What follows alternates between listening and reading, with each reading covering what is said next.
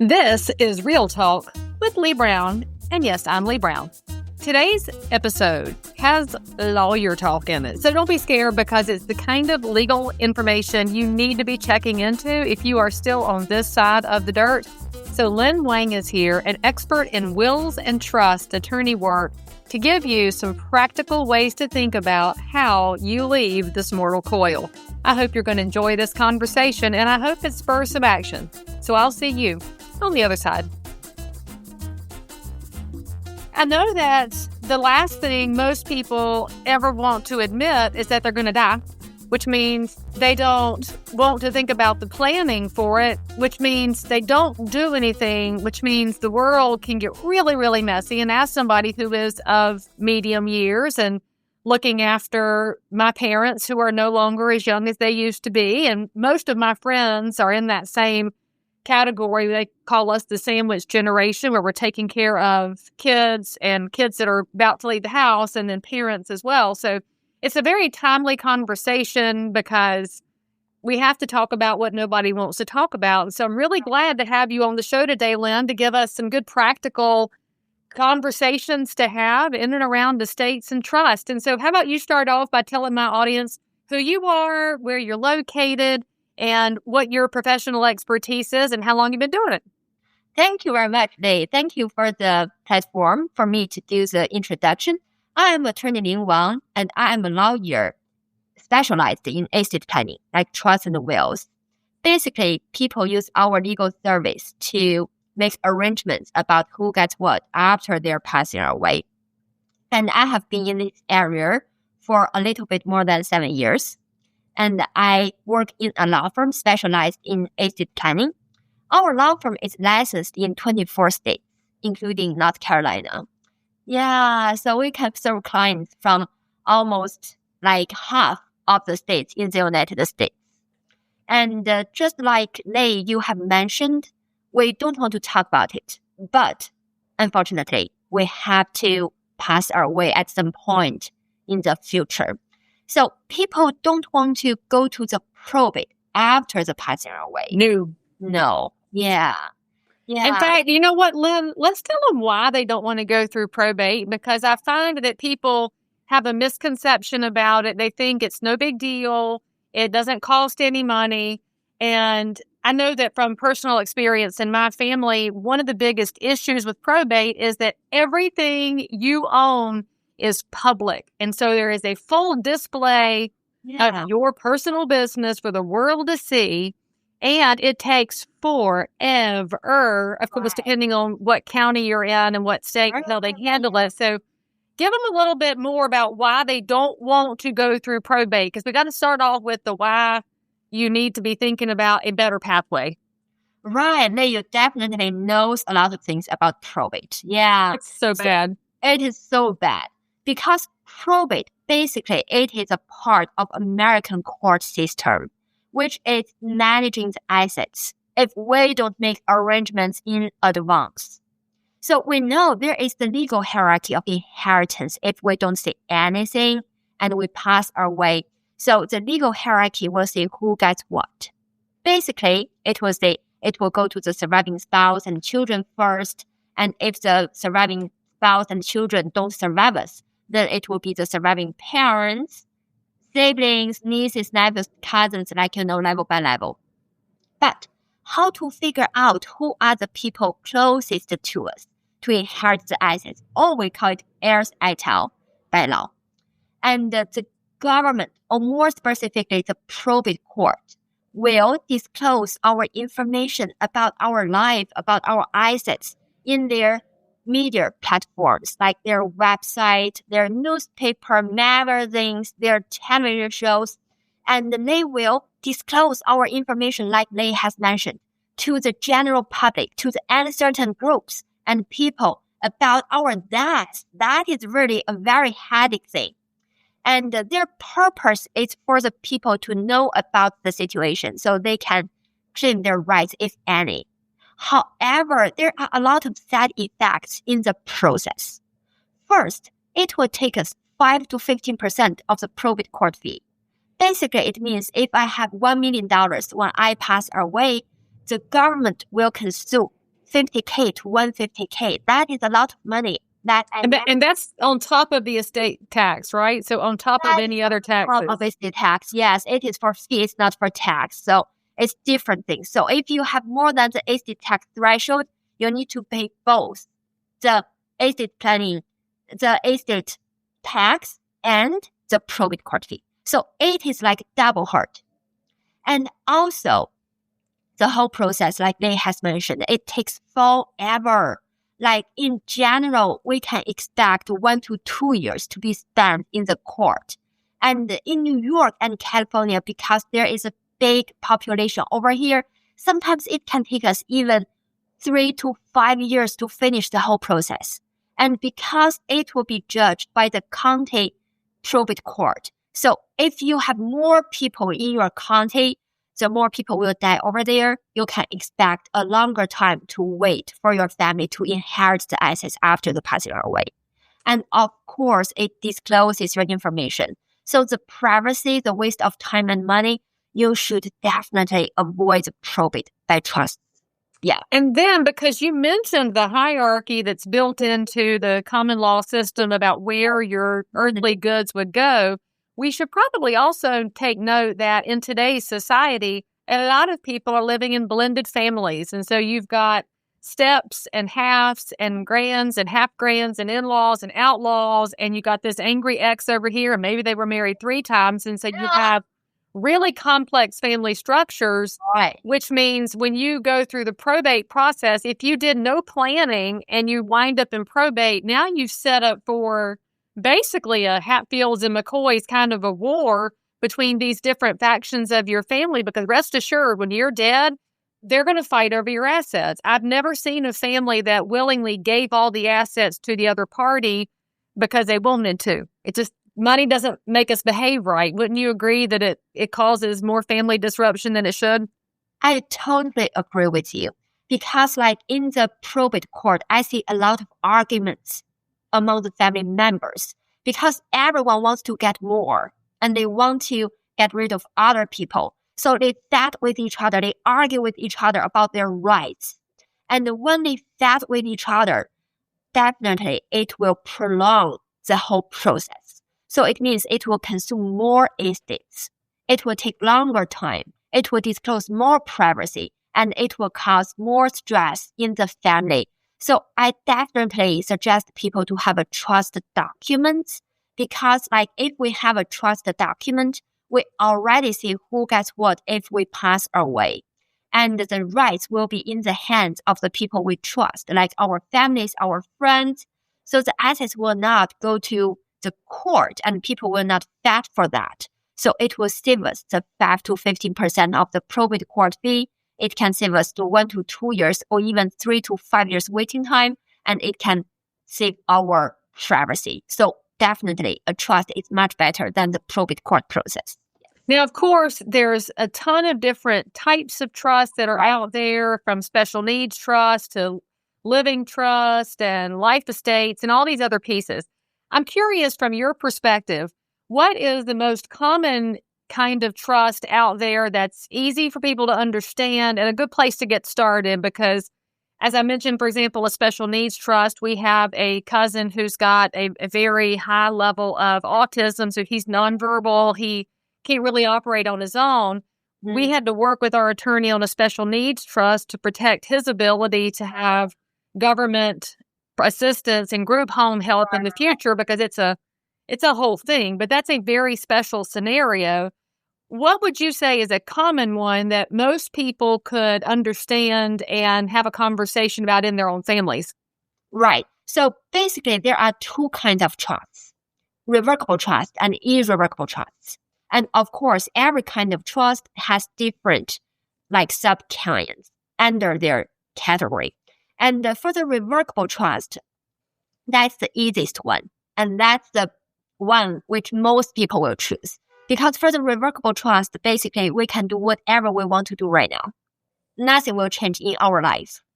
And in the revocable trust, we do whatever we want to do right now, and we make arrangements for the time when we cannot manage ourselves Okay, so if we can do anything, so if I, Leigh Brown, wanted to set up a revocable trust to give all my earthly goods to you, Lin Wang, I could do that. And then tomorrow I say, you know what? That was a poor decision. I could change my mind. Right. You can totally change your mind and just undermine everything and do everything all over again. You can be free to do that. So basically, it is saying like, if I am incompetent, like my brain doesn't work, I'm still alive, but my brain doesn't work, who will manage my assets? And also, if I pass away, I don't want to go to the probate. I want my family to take over my assets immediately and automatically according to the trust authorization. So for the revocable trust, basically it is telling me who will get the money after my passing away, so I can have the peace of mind that my assets will not go to the court, will not have a lot of, facts and arguments after my passing away. Okay, so sorry to interrupt. So I want to ask about that time frame piece. Right. So with probate, it takes an uncertain long amount of time to touch your assets. Meanwhile, there's cost associated with a passing that people may not be prepared for, like the cost of a funeral, the cost of a coffin or cremation or whatever they want to do. So if I'm in a revocable trust, and we'll just say I did a more normal thing and put my assets to my kids, they get access right away. So there's no delay there because it's already in writing and notarized and recorded and all that. Correct. Because once we have the revocable trust, we record our assets in the name of the trust. For example, if you check your deed of the house, and if you don't have a trust, probably the deed is under your name or the name of you and your husband or your wife, right, jointly. So if we have a trust document, we need to change the deed from our name to the trust name. So the government knows about our arrangements.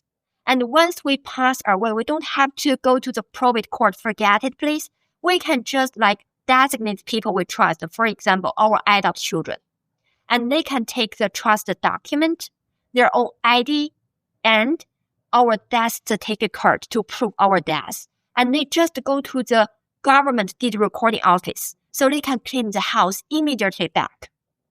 Okay, so since you're a lawyer and I'm not, I'm a real estate agent, I'm not trying to play lawyer, but one of the questions I've gotten is, if Bob and Jane have a house and they're listening to this episode and they think, well, we are not getting any younger, let's put our house in trust so that, like you said, it's documented, the government knows. However, they still have a mortgage outstanding on the house. Can you put the deed in the trust while you have a mortgage with a bank, or how does it work if somebody hasn't paid off their property? They can put the house with mortgage in the revocable trust. Because for revocable trust, they still need to pay tax, like the mortgage, like when they are still alive. Nothing will change when they are still alive. So they don't have to worry about the mortgage. Because what the bank cares about is whether you will continue paying for your mortgage and the interest. That's the most thing I care about. Yeah, they want their money. Right. Because that's their money, whether you will pay me money. So they don't care about when you have a revocable trust, but because you still need to pay the money. But if you choose the other kind of trust, irrevocable trust, you cannot have any mortgage. Because for the irrevocable trust, it is not only about the arrangements after I am incompetent or if I pass away. It is the arrangement right now. Basically, I give up the rights, give up the assets to my families, like my friends, like my family, my children right now at this current moment in exchange for some benefits.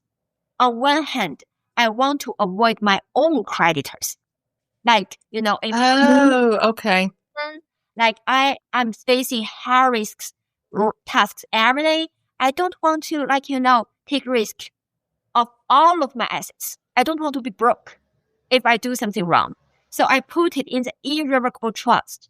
And I say, okay, I give up the rights. I keep my hands off the assets. So that's not my assets anymore. And if I do something wrong, you cannot take your hands in my irrevocable trust property because I gave up it already. And okay, so if Bob and Jane own their house outright, but Bob went wild and took out a bunch of loans that he's defaulting on, he can put the house in an irrevocable trust, and that protects the house from the creditors for the other debt that he took on? Not. Oh, okay. He has to put the irrevocable trust property when there is no any mortgage or burden. If you still have mortgage or burden on that, you cannot put it in the irrevocable trust. Well, no, I thought you were saying if they own it outright, so they have no mortgage on the house. Okay. But then they go get other debt. So he gets consumer debt, car debt. They take out a loan for a line of credit to buy a business, and he defaults on all of those debts. If the house is in an irrevocable trust, is it protected, or can those creditors still come after it? It is protected. However, the house cannot have any mortgage on that. Okay, so as long as the debt's not collateralized by the house. Right. That's how somebody could take out a bunch of debt and not lose their house if they put it in an irrevocable trust. Right, but they have to put the house in the irrevocable trust before they take that. Okay, gotcha. Right. Yes, like for example, if you already have debts and you put your house in the irrevocable trust, it doesn't work in that way.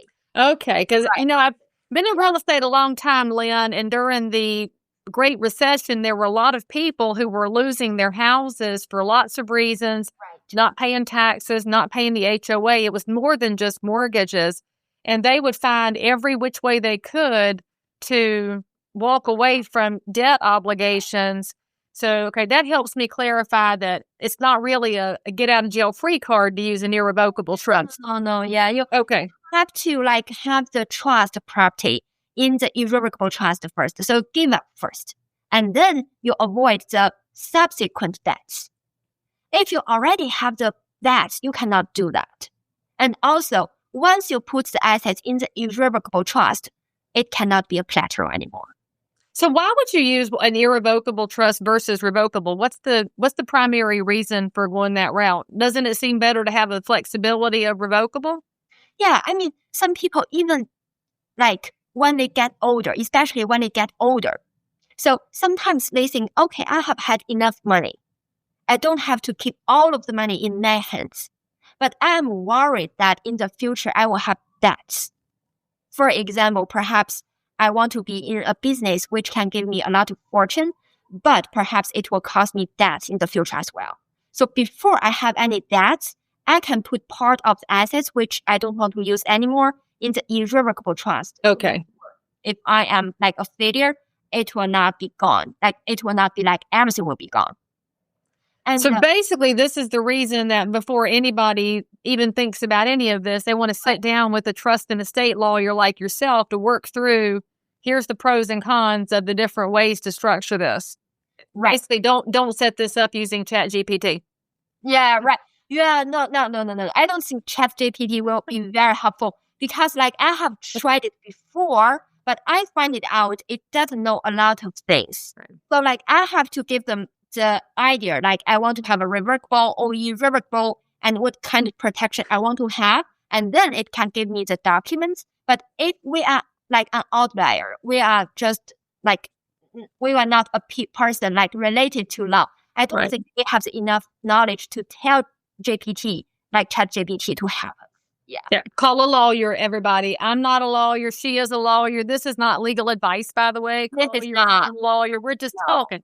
Right. We're just to give the general idea. Yeah. So when you're thinking about putting stuff in the trust to protect it with privacy and for speed and for making sure that your assets go where you want them to go, what would you say in your 7 years of experience in this space, what is the one thing people overlook that they should be asking about when they do go see that attorney? What questions should they be asking?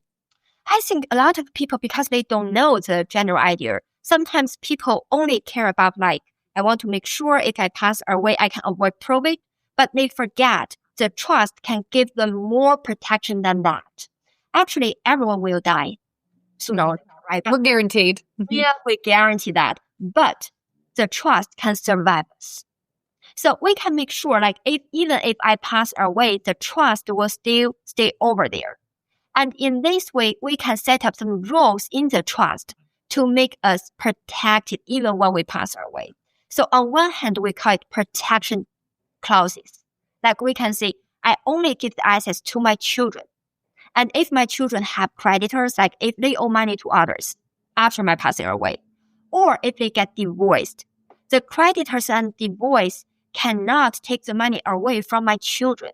Oh, so you can protect them from gold diggers by using the trust? Right. So like even if I pass away, I can give them more protection. And on the other hand, we call it restriction clauses. Oh, like, sometimes our children, they are not mature enough. Like they want to use up everything in one sitting. So we can give them restrictions in the trust. We can say, okay, you cannot use up everything after my passing away immediately. Instead, like I will give you like salary. Like every month, you can take $3,000 from my trust property. Okay. Or before you are 30 years old, you can only use 30% of my trust property. So in this way, it's not only about avoiding probate, but the children will get extra protection and restrictions from the trust rules.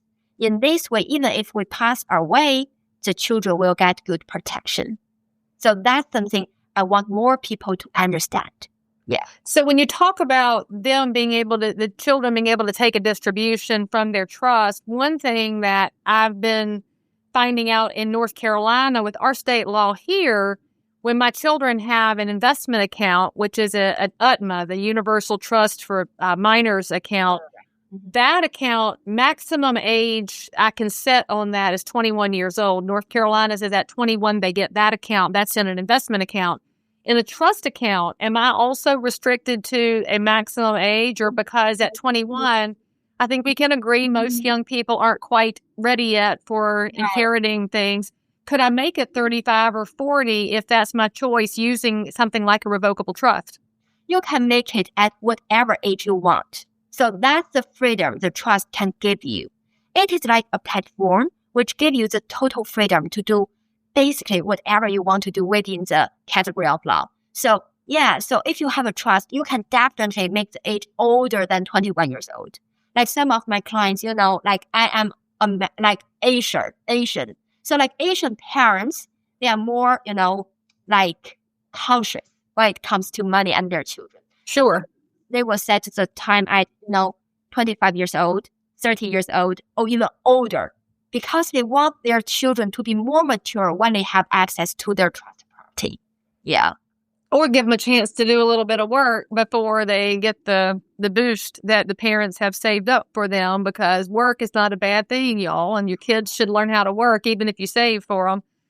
Okay, so when I'm thinking about children, I'm past the age now where I have to worry about guardianship. When you're putting together the trust, is that where let's just say you have minor children, do you set up the same kind of revocable trust for minor children? And what tips do you have on thinking about I think for most parents is a worst case scenario where both parents perish at the same time and now you got kids? Right. So like when we talk about minor children, we mean the children under 18 years old. Because when they are beyond 18 years old, they can manage themselves. In theory. I mean, in theory, yes. I mean, perhaps they are not mature, but they can do that legally.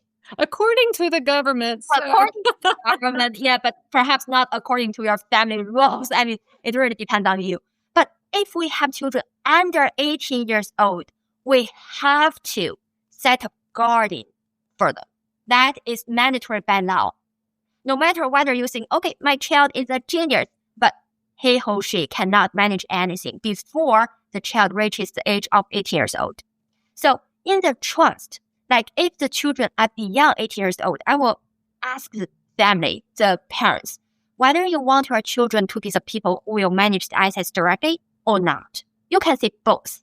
You can say, okay, I want the children to manage the assets themselves, so they can do that. Or they can say, okay, I don't think they are mature enough. I want other people to do that. Okay, you have the choice. But if you have children under 18 years old, you have to find out who will be the guardian or the trustee who will manage the assets if both parents pass away before the children reach at least the age of 18 years old. So that's something I want the young parents with minor children, they have it in mind, because a lot of clients come to me. but they feel lost when it comes to who will take care of their children, like minor children, if you pass away before they are 18 years old. Because, especially when you are not very close to your family, like when you live in the US, when your family are in other countries, like Switzerland, China, because we are immigrant countries. So a lot of people, they have the families all over the world instead of just nearby them. So sometimes they have to think about, if something bad happens to me, what kind of life I want my children to continue. So whether I should find my family back in my home country to take care of the children, or whether I have the trusted friends who can take care of my children in the United States, whether I want the children to change a lot, like if I pass away, they have to go back to somewhere else to continue their life. So that's something I really want the young parents, always young children, to think about it. Yeah. I had not considered that international challenge that people could encounter. So if the parents are naturalized U.S. citizens, kids, so the kids are born here, they're American, parents are naturalized. Yeah. And the parents are from, let's just say, Argentina. They're from another country altogether. And then the parents are killed in a fiery car accident, and the grandparents are in Argentina. Mm-hmm. Can, under U.S. law, I guess it depends on the state, your revocable trust could set the guardian trustee to be an international person to manage that? Yes, you can. And for the guardianship, there is guardianship of property and guardianship of person. Okay, so it's two different things then, the finances versus who's taking the kids. Right. So for the guardianship of property, the country is more generous. Basically, you can say whoever will take over your assets if something bad happens. Okay. And they will not see anything. But for the guardianship of person, it is more strict because you will take care of the children. So no matter whether you will appoint people outside or within the United States to be the guardian of the people of your minor children, they need to go to the court for the verification. The court needs to show that to make sure that people will not hurt the children. So I will say for the guardianship of property, perhaps you can find the people outside the United States, you can totally do that. But for the guardianship of person, it will be easier if you can find people within the United States. Because you have to remember the government needs to approve that. And if the people are outside the United States, there is a higher chance that the government will reject it. Because they will feel it's hard to, supervise the guardianship. So, and then you think about, that's difficult if you have your revocable trust. Holy smokes, if you have probate, it's never going to work out the way you wanted it to work out. And your kids will definitely pay the price if you have minor kids, because doesn't the probate court decide who gets the kids if you don't have some kind of document set up? Actually, the probate court will basically decide who gets the money. And the surrogate court will decide who gets the case. So it's two different systems. Yeah. Come on, y'all. I know you don't want to do it, but you're going to have to. You're going to have to reach out to a specialist in trust and estate law, and then sit down as a family and have these conversations. And I can understand why you work in so many states, Lynn, because as a country, we've gotten so mobile and people's families are scattered all over the place. I know that when I'm handling an estate property here in North Carolina, quite often the people handling the estate, the kids, the grandkids, the heirs, they are in other states, and they're trying to grapple with this, with their state laws versus our state laws. And then you have the logistics, and take all of that and double in with the emotion that goes with losing a loved one while you're trying to manage the estate. So it's important, y'all, to spend the time getting it correct right now so that you can avoid all of the headaches later. So, Lynn, before I let you go, I'm curious as to the worst case scenario you've seen. What was the one crazy scenario that you said it didn't have to be this way? Give us a worst case. Yeah, I'll give you a worst case. One day, a lady called me. A lady, I think in her late 50s. And the lady told me her boyfriend, not husband, but her boyfriend has a trust for her. She is the beneficiary and the boyfriend is the grantor of the trust. And her boyfriend passed away. And in the trust, the boyfriend side, okay, if I pass away, I will give a particular house with the address, specific address, very specific, to my girlfriend, so to this lady.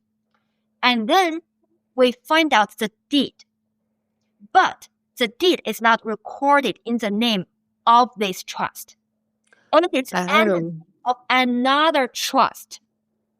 And the other trust says, if I pass away, I give the same house to my daughter from a previous relationship.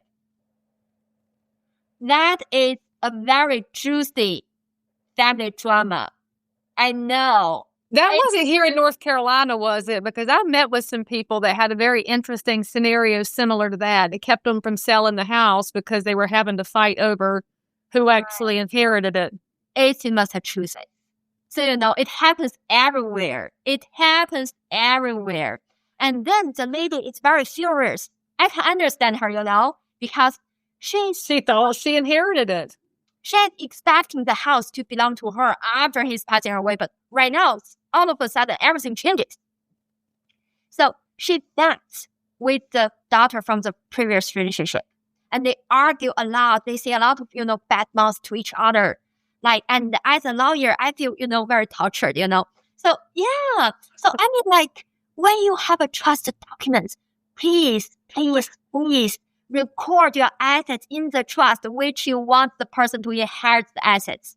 And if you want to change the beneficiary, please change the deed recording as well. Otherwise, they will argue with each other. And both of them have some standing because the girl will say, okay, if you have a trust document and if you want to be protected by the trust, you have to change the deed. So why didn't my late father feel to change the deed? Because he didn't want the house to go to you. He wants the house to stay with me. But the lady said, the girlfriend said, no, he just forgot to do that. He had the true intention to leave everything to me. So they argued with each other. They wanted to go to the court, but I don't handle litigation in general. I handle the, drafting. Yeah, because, I don't want to waste my time and waste my emotions, especially because people... Exactly. You can't help but take a side. As human. Yeah, and people really feel very... I guarantee you that is not the best time to negotiate with them because they are in the worst mood in the situation. So they argue with each other. I say, okay, perhaps I think you should, mediate with each other. Perhaps you should talk with each other instead of going to the court because the court will eat up a lot of money.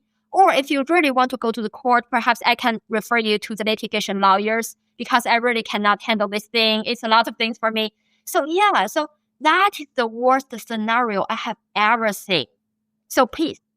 And he was dead. He didn't have to deal with any of it. So the other bright side, y'all, is if you set everything up, even if you screw it up, you're dead and your heirs can sort it out. But we don't really wish for people to fight over the dead guy's house. That's not a good way to remember anybody. I know. So it's not a trouble for the deceased people, but it's the trouble for the people who survived him. Yeah. Mm-hmm. And I'm guessing they probably sold the house and split the money. Is that what wound up happening? Do you know? Did you go look it up? I don't follow up because the lady is very insistent. She says, I have to get everything. I say, okay, I will give you a litigation lawyer, but she doesn't want to use the litigation lawyer. So I don't know what happened later on, but I guess it is not a happy ending anyway. So yeah. No, you just wash your hands and say you did what you could do with the paperwork.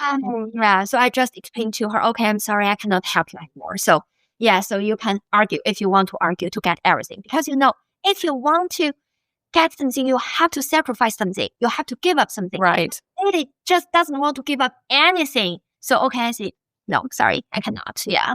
So let's see. The two things we learned from that story. Well, first of all, if you're dead, you don't have to worry about it, but your people might fight. Second of all, you probably do want to trust because at least they could get resolution from the attorney. But third of all, you might even want to ask if somebody makes you the beneficiary. I guess you better ask them if they ever did a different trust to somebody else in the family, because obviously in the heat of the moment, he forgot about his daughter, which is a whole different sad scenario right there. But go see a lawyer, y'all. This is timely. We're approaching the end of 2025. Check it off your list. Make your appointment to go see an attorney. Lynn, if somebody wants to reach out to you and find out about what you offer and how you can help provide counsel and guidance, what is the best way for them to find you and your law team? Yeah, so my number is 612-231-2060, 612-231-2060. Thank you. And of course, all of Lynn's contact information will be in the show notes for this episode, so you can reach out to her. And y'all, seriously, get this done on behalf of my entire family that's been dealing with some issues with trust and estates. It keeps things clean, and that keeps your family together. Lynn, thank you so much for coming on the show and giving us some really good practical ways to think about things and some information. I really appreciate it. Thank you, Leigh, and thank you, everyone. I appreciate this opportunity to talk about trust and wills as well. Thank you. All right, guys, hit the bell to subscribe. Say something nice about Lynn in the comments or something you learned. And most importantly, come and see us next time on Real Talk with Leigh Brown. Now, if this episode brought you value, made you laugh, cry, or in between, then don't forget to subscribe, leave a 5-star review, and share this with somebody else in the real estate trenches. You'll find a Real Talk with Leigh Brown on every major podcast app, so hit follow, and I'll see you in the next conversation. Don't forget to DM me if you've got a story. I might just want to feature you next.